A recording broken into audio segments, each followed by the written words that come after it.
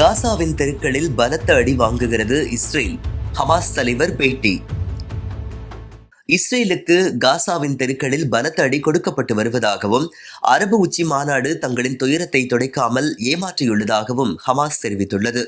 லெபனானில் உள்ள ஹமாஸின் அரசியல் குழு உறுப்பினர் ஒசானா ஹம்தான் வெளியிட்டுள்ள செய்தி அறிக்கையில், காசாவில் இஸ்ரேல் நிகழ்த்தி வரும் அட்டூழியங்களை தடுக்காமல் வேடிக்கை பார்த்து வரும் அனைத்து உலக அமைப்புகளுக்கும் அதில் பங்கு உண்டு என்றும், அல் அஹ்லி மருத்துவமனை மீது தாக்குதல் நடத்திவிட்டு நாடகமாடிய இஸ்ரேல் தற்போது வெளிப்படையாகவே மருத்துவமனைகளை தாக்கி வருகிறது. இதற்கான விலையை களத்தில் நாங்கள் கொடுத்து வருகிறோம். சர்வதேச நீதிமன்றத்திலும் தண்டனையை பெற்றுத்தர வேண்டும்.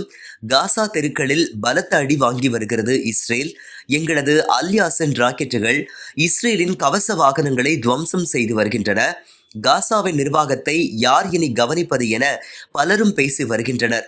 காசா மக்களை தவிர வேறு யாரும் காசாவை ஆட்சி செய்ய முடியாது என்பதை நினைவில் வைத்துக் கொள்ளுங்கள். அரபு உச்சி மாநாடு மூலமாக அரபு மற்றும் முஸ்லிம் நாடுகளை சேர்ந்த சகோதரர்கள் காசா மக்களின் துன்பங்களை துடைப்பார்கள் என எதிர்பார்த்தோம். ஆனால் ஏமாற்றமே கிடைத்துள்ளது. எனினும் காசாவிற்காக உலகம் முழுவதும் போராடும் மக்களுக்கு நன்றி தெரிவித்துக் கொள்கிறோம் என்று ஒசாமா ஹம்தான் தெரிவித்துள்ளார்.